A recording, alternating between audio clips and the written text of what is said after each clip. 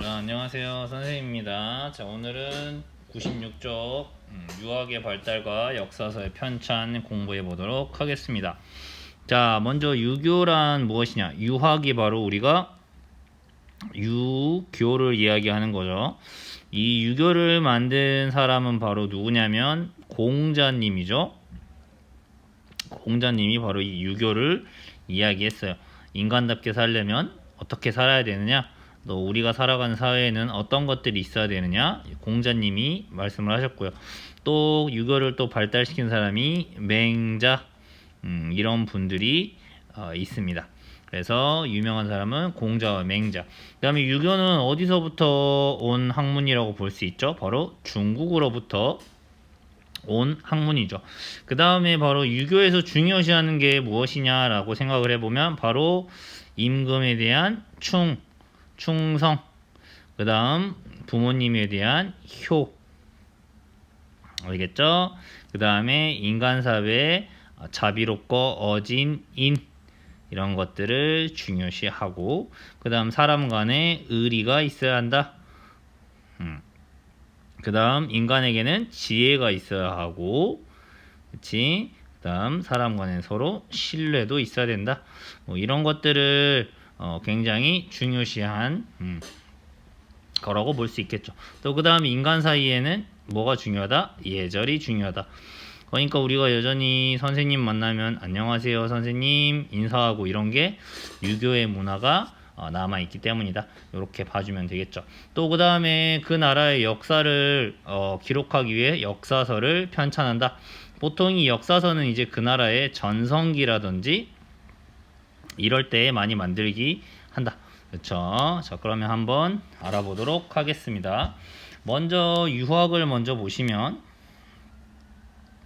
여기서의 유학은 오래된 유학이다 해서 옛날의 유학, 그래서 훈고학 이렇게 이야기를 하는 것. 그러니까 옛날 유학을 훈고학이다 이렇게 이야기를 합니다. 자, 먼저 유학을 받아들여서 공부를 했던 사람들은 신라 말기에 있었던 바로 이 호족 세력들 중에서 바로 이 유학을 공부한 사람들이 있었다. 특히 바로 골품 제도로 인해서 관직에 나가기 어려웠던 이 육두품들이 바로 이 유학을 많이 받아들였다라는 거예요. 자, 그래서 바로 관학이라고 해서 이거는 결국 관자가 들어가면 무슨 말이냐면 국가가 바로 이 유교를 많이 성장시키려고 노력했다라고 생각해 주시면 되겠습니다. 알겠죠? 바로 이 시절은 무슨 시절일까요? 통일신라 시절. 통일신라에서 이제 고려 초까지 이야기하는 거겠죠. 그래서 통일신라 시대에는 바로 뭐가 있었냐면 바로 관학. 고려 시대에 이제 이야기죠. 네, 선생님이 착각했죠. 자, 고려 초에 이제 관학이 있었다. 그래서 고려의 관학은 중요해요. 첫 번째로는 국가가 만든 학교로는 바로 중앙에는 그러니까 수도인 개경에는 바로 국자감이 있었다. 일종의 대학교 같은 거라고 생각을 하시면 되겠죠. 그래서 고려 성종 때 유학의 밝은 관리를 기르기 위해서 수도였던 개경에 세운 국가교육기관이다. 지금 우리나라에서 가장 큰 대학교, 그 다음 가장 유명한 대학교는 서울대학교잖아요. 마찬가지로 서울대학교도 국가가 만든 대학교거든요. 우리나라 국가가 이제 인재를 기르기 위해서 서울대학교를 만든 것처럼 고려시대에도 중앙에는 국자감이라고 하는 학교가 있었고 여기서는 유교를 주로 가르쳤다. 그 다음에 지방에도 이제 교육시설을 만들게 되는데요. 바로 지방에 만들었던 거.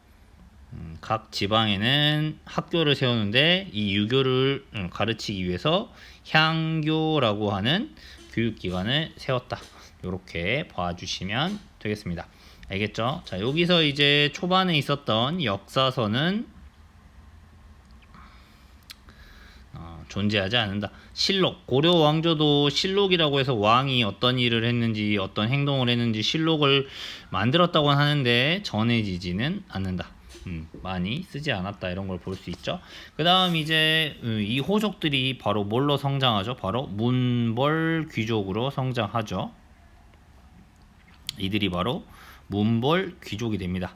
자신들이 권력을 장악하고 그쵸? 이렇게 하는 사람 이렇게 문벌 귀족화 되면서 관학이 쇠퇴하게 된다. 국가에서 운영한 이 관학은 인기가 없어지는 거예요. 네. 그렇게 되면서 결국 뭐가 더 많이 성장하게 되느냐면 바로 사학 12도가 성장하게 된다. 사학 12도. 여기서 관학은 국가가 만든 거라고 치면 사학은 일종의 개인들이 만드는 거야. 그러니까 지금이랑 비슷하다고 생각하면 되는 게 뭐냐면 마치 학원 같은 거라고 생각하면 되겠죠. 여기서 이제 학원에서 이제 사학 12도가 더 번성하게 됩니다. 이때 사학 12도를 운영하는 사람이 바로 이 최충이라고 하는 학자 밑에서 최충의 구제학당이라고 하는 이 사학이 더 국자관보다 유명해지게 되는 겁니다. 그래서 여기를 이제 문헌공도 라고 불렀고요. 알겠죠? 그 다음에 이 최충이라는 인물이 그만큼 유학에 굉장히 똑똑했던 거지. 유학에 대한 이해도가 높았다는 거지. 그래서 바다 건너 바다의 동쪽에 있는 공자다 이렇게 불릴 정도로 최충이 유학에 대한 이해가 더 높아서 이때는 이제 사학 12도가 더 번성하게 된다. 또 생각을 해보면 이 문벌 귀족들이 국자관보다는 자신들이 돈을 들여가지고 일종의 과외를 받는 것처럼 사학 12도에 나가는 것을 더 중요시했다. 이렇게 볼 수도 있죠. 그래서 결국 국자감을 살리기 위해서 바로 뭘 하느냐? 관학을 살리기 위해서 바로 여기에 칠제라고 하는 전문 강자가 유명한 강자를 만드는 거지. 그 다음 장학금을 줘야겠죠. 돈을 줘야겠죠. 양용고라고 하는 이제 장학금을 만들어서 이 관학을 좀 더 부흥시키려고 노력을 했다. 이렇게 봐주시면 되겠습니다. 자, 그 다음 이 문벌귀족들이 작성한 역사서. 자, 중요합니다. 자, 많이 나오는 거예요. 고려시대의 역사서 하면 바로 이 삼국사기다. 우리가 배우는 요 삼국사기의 삼국시대는 뭘 말하는 거예요? 바로 우리가 배웠던 고구려, 백제, 이 신라 이 시기의 역사를 삼국사기, 고려시대의 이 삼국사기라는 책으로 펼쳐냈다는 거죠. 이 삼국사기를 지은이를 잘 이해하셔야 되는데 삼국사기를 지은 이는 김부식이에요. 김부식 이름 기억나요? 김부식이 어떤 인물이었죠? 묘청의 난이 일어났었잖아요. 그렇죠? 묘청과 사람들이 서경, 즉 평양으로 수도를 옮기려고 했죠. 그때 바로 반대하면서 수도 옮기기를 거부하고 그 다음에 금나라가 고려에게 사대 관계를 요구했을 때 그러니까 금나라 여진족이 만든 나라인 금나라를 어떻게 보면 황제의 나라로 섬기겠다 이런 결정을 했던 게 김부식이고 결국 묘청의 난 수도를 서경으로 옮기고 평양으로 옮기고 금나라를 공격하자라고 하는 묘청이라든지 이런 사람들을 진압한 사람이 김부식이었다는 거야. 그래서 김부식은 결국 이 삼국사기에서 역사적으로 누구의 중심적인 사고를 띈다? 이 신라 중심적인 사고를 띄는 인물이 바로 김부식이라고 볼 수 있겠죠. 자, 삼국사기가 중요한 이유는 지금 현존, 즉 남아있는 여기서 우리나라 최고의 역사서라는 게 우리나라에서 가장 오래된 역사책이에요. 그렇기 때문에 이 삼국사기가 중요한 것이라고 볼 수 있습니다. 가장 오래되었다. 선생님 그럼 그 전에 썼던 거는요? 그치 우리 뭐 거칠부의 국사라든지 뭐 이런 것들 배웠는데 그런 책들은 남아 있지가 않다. 이렇게 생각해 주면 되겠습니다. 삼국사기를 쓴 방법은 바로 기전체라고 하는데 뭐 여기에다가 이제 본기, 세가, 지, 연표, 열전 뭐 이렇게 하는데 제일 중요한 거 이제 본기 왕의 이야기가 있고 그치? 그러니까 본기는 왕의 어떤 일들을 했다. 그 다음에 마지막에는 이제 열전 인물에 대한 그런 이야기들을 담아놓는 걸, 그래서 이제 이걸 기전체라고 부른다.